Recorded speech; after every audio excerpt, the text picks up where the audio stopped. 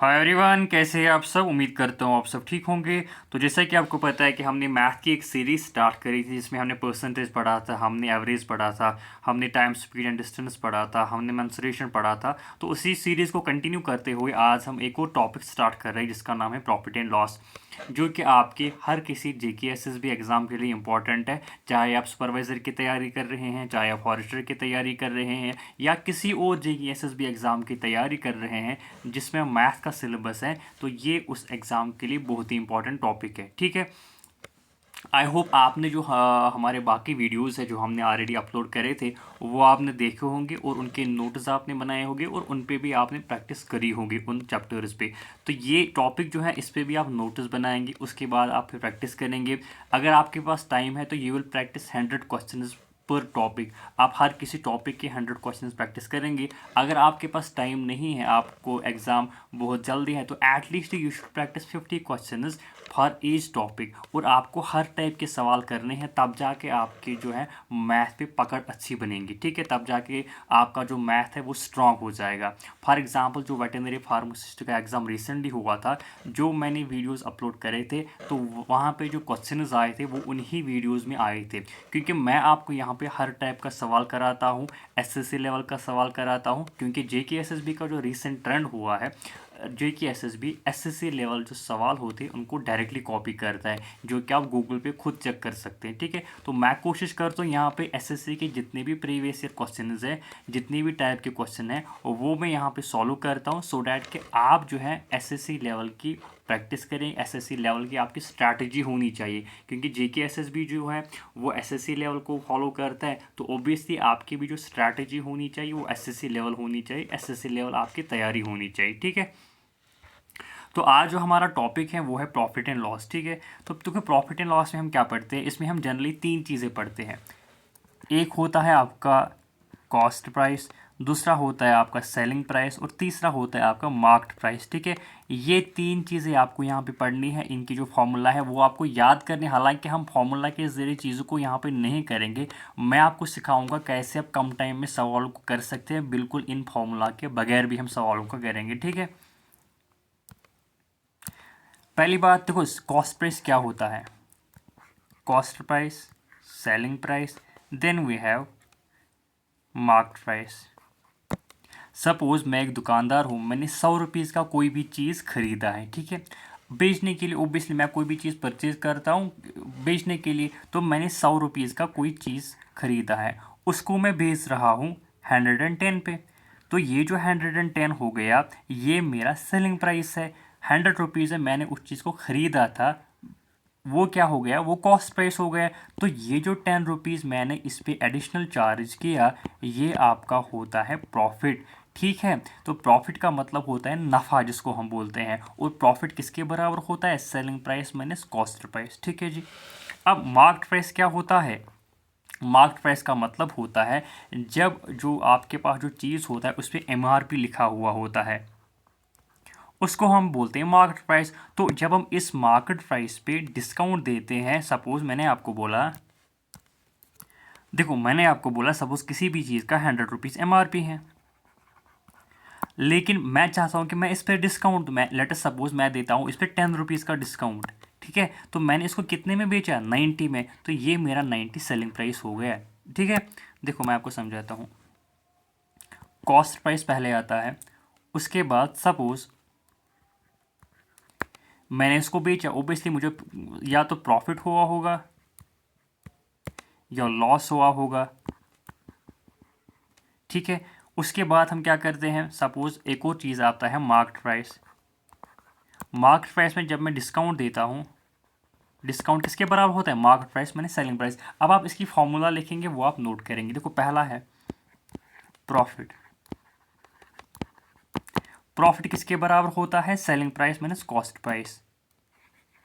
Profit जब होता है उसमें सेलिंग प्राइस ज़्यादा होता है, कॉस्ट प्राइस कम होता है, ये आप याद रखेंगे। Then we have loss. Loss में कॉस्ट प्राइस ज़्यादा होता है और सेलिंग प्राइस कम होता है। Selling cost price minus selling price किसके बराबर होता है, लॉस के बराबर। तीसरा हमारे पास है डिस्काउंट। डिस्काउंट हम हमेशा मार्केट प्राइस पे देते हैं, ये आप नोट करेंगे। जो डिस्काउंट होता है वो हम हमेशा मार्केट प्राइस पे देते हैं। वो किसके बराबर होता है? Market price minus selling price. इस पे मार्केट प्राइस ज़्यादा होता है और सेलिंग प्राइस कम होता है। तो ये चीज़ आप नोट करेंगे। इसके बाद 2-3 और फार्मूला है जो आप नोट करेंगे। देखो,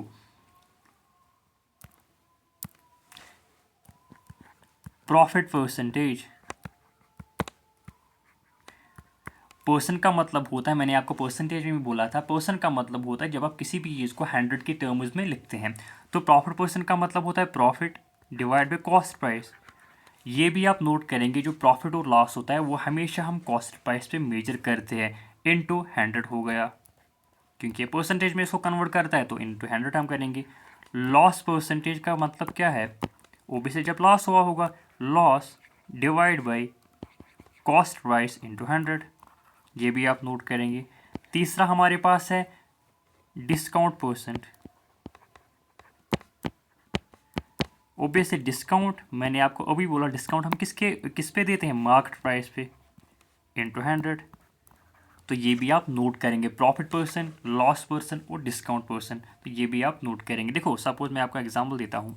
सपोज मैं कोई भी चीज़ खरीदता हूँ 100 पे, ये मेरा कॉस्ट प्राइस हो गया, और उसको मैं बेचता हूँ 110 पे, ये मेरा सेलिंग प्राइस हो गया। मतलब किस प्राइस पे मैं इसको बेचता हूँ, और प्रॉफिट किसके बराबर है? Selling price minus cost price, 110 minus 100 कितना हुआ? मेरा प्रॉफिट कितना है? 10 है। ठीक है, ये भी आप नोट करेंगे।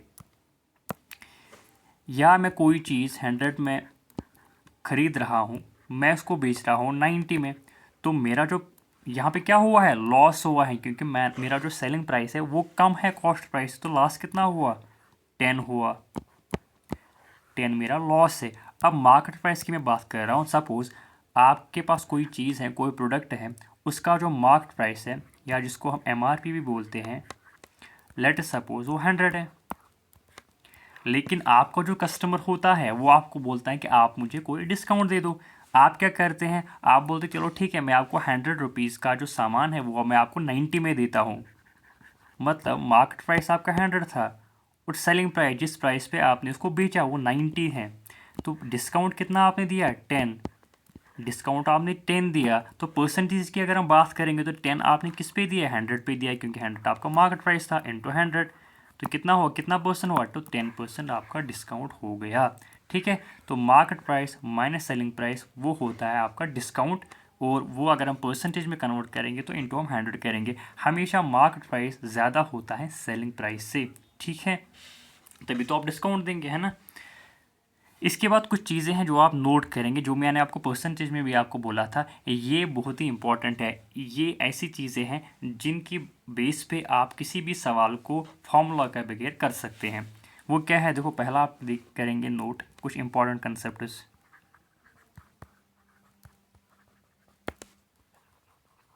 ये आपको बहुत काम आएंगे। पहला है, देखो 10% का मतलब क्या है? 10% का मतलब होता है 1/10। मैंने आपको परसेंटेज में भी बोला था, जब भी आपको वहाँ पे दिया हुआ है 10% बढ़ गया कोई चीज़, तो पहले वो 10 होगा, उसके बाद एक बढ़ चुका है, तो अभी वो कितना है? 11 है। सपोज सवाल में आपको दिया गया है किसी भी चीज़ का हमने प्रॉफिट 10% रखा है, इसका मतलब पहला उसका कॉस्ट प्राइस जो होगा वो 10 होगा, उस पर एक बढ़ा है। कितना बड़ा है? एक बड़ा है, तो सेलिंग प्राइस कितना होगा? 11 होगा। प्रॉफिट कितना होगा? 1 होगा। ये जो 1 होता है ये प्रॉफिट के बराबर होगा। आई होप आपको ये समझ आ चुका होगा। ठीक है, सेकंड हमारे पास है 5%। वो किसके बराबर है? 1/20। अगर कहीं पे भी दिया हुआ है कोई भी चीज़ को हमने 5% प्रॉफिट पे रखा है, इसका मतलब 20 उसका कॉस्ट प्राइस है और 1 प्रॉफिट है, और जो इसका सेलिंग प्राइस है वो 20 + 1 है, 21 इसका सेलिंग प्राइस है। 20 कॉस्ट प्राइस है और 21 सेलिंग प्राइस है। ठीक है, तीसरा आप करेंगे नोट 20%। 20% किसके बराबर है? 1/5 के बराबर। मतलब 5 कॉस्ट प्राइस है, 5 + 1 6 सेलिंग प्राइस हो गया, और 1 प्रॉफिट हो गया। ये जो चीज़ें हैं मैं आपको काम की चीज़ें बता रहा हूँ। ये चीज़ अगर आप सीख गए तो आप फॉर्मूला के बगैर भी चीज़ों को कर सकते हैं। प्रॉफिट एंड लॉस एक ऐसा मतलब एक टॉपिक है, मैं इनके सवाल जो हैं वो मैं इन फार्मूला के बगैर भी करता हूँ, क्योंकि मुझे ये चीज़ें करना आती हैं। ये परसेंटेज को हम कैसे फ्रैक्शन में कन्वर्ट करते हैं ये आपको भी सीखनी है। 45% का मतलब होता है 9/20। देन वी हैव 22.5%, इसका मतलब क्या है 9/40। देन वी हैव 66 2/3%, यानी आपको परसेंटेज में भी बोला था, इसका मतलब क्या होता है 2/3। मतलब 3 कॉस्ट प्राइस है और 2 प्रॉफिट है, 3 + 2 कितना होता है 5, वो आपका सेलिंग प्राइस हो गया। ठीक है, ठीक है। देन वी हैव 16 सही 2/3%, इसका मतलब होता है 1/6। देन वी हैव 8 सही 1/3%, उसका मतलब क्या होता है 1/12। ये 1/12 क्यों है? क्योंकि देखो 16 का हाफ हमने लिया 8, तो ओबियसली 1/6 को भी हम हाफ करेंगे तो वो बन जाएगा 1/12। देन वी हैव 33 1/3%, इसका मतलब होता है 1/3, जो कि मैंने आपको परसेंटेज में भी बोला था। 25% का मतलब होता है, ये आपको पता होना चाहिए 1/4। 6.25% का मतलब होता है 1/16।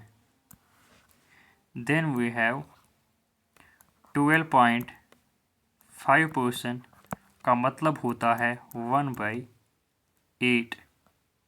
ठीक है जी, क्योंकि हमने इसको डबल किया, 6 को हमने डबल किया तो 12, तो इसको 1/16 को भी हम डबल करेंगे, वो बन जाएगा 1/8। तो ये आप नोट करेंगे। ये ऐसी कुछ चीज़ें मैंने आपको परसेंटेज में बोला था, ये आपको याद होनी चाहिए, तब जाके आप सवालों को कम टाइम में कर सकते हैं। ठीक है, तो परसेंटेज में आई थिंक मैंने आपको इससे ज़्यादा भी वो बोले थे, परसेंटेज को हम कैसे फ्रैक्शन में कन्वर्ट कर दें। तो ये चीज़ आप नोट करेंगे, ये आपको यहाँ पर भी काम आएंगे। मैं आपको समझाता हूँ ये आपको कैसे काम आएंगे सवालों में। ठीक है, देखो हम आज कोई एक दो सवाल करेंगे बेसिक। कल से हम इसके बिल्कुल एक सीरीज़ लाएंगे, सवालों की बेसिक टू एडवांस्ड हम करेंगे। जितने भी टाइप के सवाल हैं वो हम सारे करेंगे। ठीक है, तो आज हम बेसिक सवाल करेंगे। On selling in article for 1470 a man gets profit of 22.5%, find the cost price of article. मैंने आपको अभी बोला, देखो 22.5% का मतलब क्या होता है 9/40। इसका मतलब देखो कॉस्ट प्राइस कितना है भाई 40 है, सेलिंग प्राइस कितना है 49 है, कितना ऐड हुआ है +9 है ना, +9 ऐड हुआ है, इसका मतलब सेलिंग प्राइस 49 है, कॉस्ट प्राइस कितना है 40 है। तो सवाल में दिया हुआ है S on selling in article for 1470, मतलब सेलिंग प्राइस 1470 है। डैट मीन ये 49 किसके बराबर है 1470। इसका मतलब एक की वैल्यू क्या होगी 1470 डिवाइड बाई 49 है ना। तो 49 वन ज़ा 49, 49 3 ज़र 147 और 49 इंटू 0 0 होता है, तो एक की वैल्यू क्या होगी 30 होगी। हमें किसकी वैल्यू निकालनी है find the cost price of an article. Cost price हमारे हिसाब से क्या है 40 है, तो 40 की वैल्यू क्या होगी 40 इंटू 30, क्योंकि एक की वैल्यू क्या है 30 है, तो 40 की क्या वैल्यू होगी 40 इंटू 30। तो 40 इंटू 30 किसके बराबर हो 0 3 0 0 0 3 4 ज़र 12, तो 1200 इसका कॉस्ट प्राइस होगा। तो ऑप्शन नंबर बी इसका सही जवाब है 1200। देखो मैंने यहाँ पे कोई भी फॉर्म, मैंने आपको पहले भी बोला, मैं ये जो फार्मूला मैंने आपको बोली है इनको हम यूज़ ही नहीं करेंगे। हम इन फार्मूला के बगैर भी सवालों को कर सकते हैं अगर आप ये परसेंटेज का कंसेप्ट समझेंगे। ठीक है, कैसे क्या होता है 40 पे हमने 9 को ऐड किया, 9 हमारा प्रॉफिट हो गया, 49 हमारा सेलिंग प्राइस हो गया, 40 कॉस्ट प्राइस हो गया। तो जब आप ऐसे सवालों को करते हैं इसमें बहुत कम कैलकुलेशन लगती है और कम टाइम में आप कर सकते हैं। ठीक है, वरना आपको जो 22.5 है इसमें आपको फिर वो कॉस्ट प्राइस निकालना था फॉर्मूला के जरिए, selling price minus cost price divide by cost price into 100, तो क्रॉस मल्टीप्लिकेशन करनी थी। 22.5 ओबियसली एक डेसिमल में है तो इसकी कैलकुलेशन भी आपको थोड़ी डिफिकल्ट रहेंगी। तो यहाँ पे हमने बिल्कुल कम कैलकुलेशन में कम टाइम में इस सवाल को किया। आई होप आपको ये मेथड समझ आ चुका होगा। देखो एक और है, ये जो सवाल है इसको मैं 5 सेकंड्स में करूँगा। पहले मैं आपको दिखाऊंगा इसे। देखो, on selling in article for RS 78 there is a profit of 56%। It is if it is sold for 72 then the percentage profit percentage will be. तो एक आर्टिकल को हम 78 में बेच रहे हैं, मतलब 78 हमारा सेलिंग प्राइस है, तो हमें प्रॉफिट कितना मिलता है 56%। तो अगर हम उसी आर्टिकल को 72 में बेचेंगे तो हमारा प्रॉफिट परसेंटेज कितना होगा। देखो इसको मैं 5 सेकंड्स में कैसे करूँगा। 78 की वैल्यू क्या है 156% है ना। देखो सवाल में दिया हुआ है कि हमने 56% प्रॉफिट आ गया, इसका मतलब हमारा कोई भी चीज़ जो 100 में था उसको हमने 156 में बेचा है, तो हमारा जो सेलिंग प्राइस कितना है 156%। तो लेकिन सवाल में सेलिंग प्राइस 78 है, तो 78 की क्या वैल्यू है 156। तो 72 की क्या वैल्यू होगी, क्योंकि इसको इन्हें डबल किया है। 78 इंटू 2 वो होता है 156, तो 72 इंटू 2 होता है 2 2 ज़र 4 2 7 ज़र 40, 144% हमारा सेलिंग प्राइस, हमारा जो प्रॉफिट परसेंटेज हो गया, मतलब ये सेलिंग प्राइस हो गया है, तो प्रॉफिट परसेंटेज कितनी होगी 44%। तो यही इस सवाल का जवाब है। देखो मैंने इसको 5 सेकंड्स में इसको करूँगा। 78 की वैल्यू 156% के बराबर है, क्योंकि हमने इसको 56% पे बेचा है। 156 का क्या है सेलिंग प्राइस है। अगर हम इसको 72 में बेच रहे हैं तो हमारा जो सेलिंग प्राइस होगा 144 होगा, लेकिन 144 जो है क्योंकि सेलिंग प्राइस है, इसका मतलब जो है इसका जो प्रॉफिट है 144% होगा और 100 इसका कॉस्ट प्राइस होगा। तो इसको आप 5 सेकंड्स में भी सवाल को कर सकते हैं। वरना अगर आप फॉर्मूला के ज़रिए इसको करेंगे, पहले आपको कॉस्ट प्राइस निकालना पड़ेगा, तब जाके जब कॉस्ट प्राइस निकलेगा तब जाके आपको फिर एक और फार्मूला यूज़ करनी पड़ेगी, तब जाके आप इस सवाल को कर सकते। देखो मैं आपको इसी थोड़ा बहुत आपको एक्सप्लेन करूँगा। प्रॉफिट कितना है 156 है, तो मतलब कॉस्ट प्राइस हमारा 100 है और सेलिंग प्राइस कितना है 156 है ना, क्योंकि there is a profit of 56%, मतलब 56% प्रॉफिट हुआ है, तो कॉस्ट प्राइस कितना हुआ, कॉस्ट प्राइस हमने 100 रखा तो सेलिंग प्राइस कितना हुआ 156, ठीक है। लेकिन सवाल में दिया हुआ है 78 हमारा सेलिंग प्राइस है, डैट मीन्स 78 की वैल्यू क्या है 156%। हमें बोलनी है 72 की वैल्यू, 72 की वैल्यू क्या होगी, तो एक की क्या वैल्यू होगी 156 divide by 78 is equal to 2%। एक की क्या वैल्यू है 2% है, तो हमें किसकी वैल्यू निकालनी है 72 की। 72 की क्या वैल्यू होगी 72 इंटू 2, 2 2 ज़ा 4 2 7 ज़ा 14। तो सेलिंग प्राइस जब 72 है तो प्रॉफिट परसेंटेज कितनी है, प्रॉफिट परसेंटेज 44%, क्योंकि जो सेलिंग प्राइस 72 है वो किसके बराबर है 144%। 144% का मतलब होता है कोई भी चीज़ हमने 100 में खरीदा था उसको हम 144 में बेच रहे हैं, तो 44 इसमें प्रॉफिट परसेंट हो गया। तो ऑप्शन नंबर सी इस सवाल का सही जवाब है। आई होप आपको ये सवाल समझ आ चुका होगा, ठीक है। देखिए वरना अगर आप इसको करते, देखो आप कैसे करेंगे इसको, profit percent is equal to profit divide by cost price into 100 is equal to profit किसके बराबर है selling price minus cost price divide by 100, ठीक है, sorry divide by CP। Profit percentage कितना है 56, इसको हम क्रॉस मल्टीप्लाई करेंगे 56 CP is equal to SP कितना है 78 माइनस CP इंटू 100। देखो कितना ये लेंथ ही होगा 56 CP 78 इंटू 100 7800 माइनस 100 CP। ये 100 CP यहाँ चला जाएगा, 156 CP हो गया इंटू, देखो वो होगा 156 CP इज इक्वल 7800। तो CP यहाँ से निकलेगा 7800 डिवाइड बाई 156, तो ये 78 1 ज़ा 78 0 0 78 2 ज़ा 2 1 ज़ा 250 ज़ा, तो आपका जो कॉस्ट प्राइस है वो 50 निकल के आएगा, ठीक है। तो अब आपका जो कॉस्ट प्राइस है वो 50 निकलता है। अब हमें बोलना है कि अगर if it is sold for 72 then profit percentage will be, तो प्रॉफिट परसेंटेज किसके बराबर होता है, देखो profit divide by cost price. Profit किसके बराबर है, सेलिंग प्राइस, देखो 72 minus 50 selling price minus cost price divide by cost price into 100, which implies that 72 minus 50 कितना होता है 22 डिवाइड बाई 50 इंटू 100, 50 वन ज़ा 50, 52 ज़ा 2 2 ज़ा 4, 2 2 ज़ा 4। तो प्रॉफिट परसेंटेज किसके बराबर होता है, वो 44%, जो कि हमें पहले भी निकला था, ठीक है। तो अगर आप मेरे साथ मैथ पढ़ेंगे तो आप ये शॉर्टकट मेथड जो है आपको सीखने पड़ेंगे, तब जाके आप कॉम्पिटिटिव एग्जाम में बहुत कम टाइम में चीज़ों को कर सकते हैं, मैथ के सवालों को कर सकते हैं, ठीक है। और कॉम्पिटिटिव एग्जाम में बिल्कुल शॉर्टकट मेथड सीखने होते हैं, शॉर्टकट तरीके सीखने होते हैं। अगर आप 5 मिनट में किसी सवाल को कर रहे हैं तो आपको ये वो मेथड उसमें अप्लाई करना है जिसमें आप 5 सेकंड्स में या 10 सेकंड्स में उस सवाल को कर सकते हैं, तब जाके आपका कॉम्पिटिटिव एग्जाम में टाइम बचेगा। और तब जाके फिर आप ये एक्सक्यूज़ नहीं देंगे कि वहाँ तो टाइम ही नहीं मिला।